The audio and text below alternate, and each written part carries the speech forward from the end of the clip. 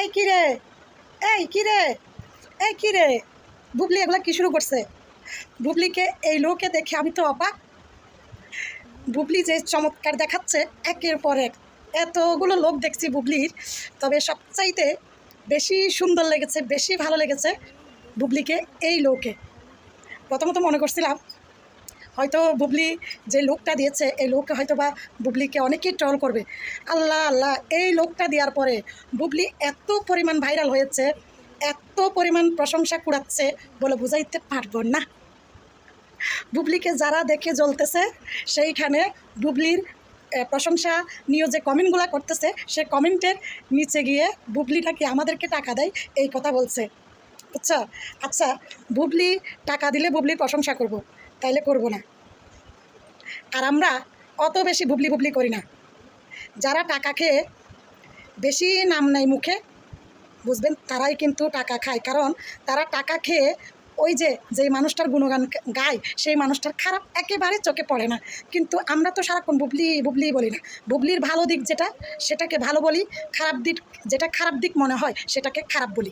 যদিও বা আমার ভালো খারাপ এতে বুবলির কি আসে যায়, তারপরেও ভালোকে ভালো বলতে না পারলে, খারাপকে খারাপ বলতে না পারলে কেমন মানুষ আমি, আর কেমনই বা বাক স্বাধীনতা পেয়েছি আমরা বর্তমানে, বলেন তো? আচ্ছা, যাই হোক, বুবলিকে নিয়ে যারা দেখে বুবলির মতো হতে চাচ্ছে তারা জীবনেও বুবলির মতো হতে পারবে না। আমি কারো নাম মেনশন করব না। অনেক চেষ্টা করতেছে বুবলির জায়গায় আসার জন্য, কিন্তু দুর্ভাগ্য এখনও পর্যন্ত বুবলির জায়গায় আসতে পারতেছে না। কিন্তু আমি চেষ্টা করলে পারতাম, আমি চেষ্টা করলে বুবলির থেকেও ভালো পারতাম। দেখো না, আমার কিন্তু নাকের মাঝখানে কোনো লম্বা ড্রেন নাই।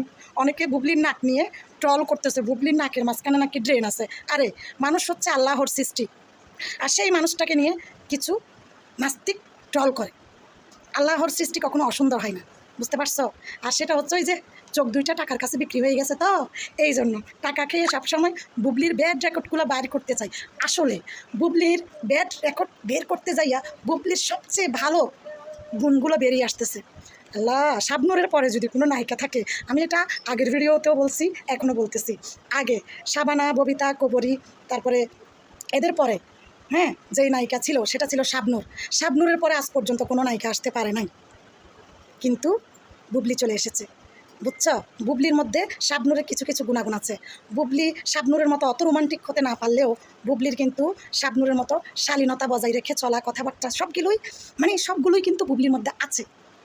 জানি না আমার এই কথাগুলোর সাথে তোমরা একমত হও কিনা। যারা এই কথাগুলোর সাথে একমত, যারা আমার এই ভিডিওটা দেখে ভালো লেগেছে তারা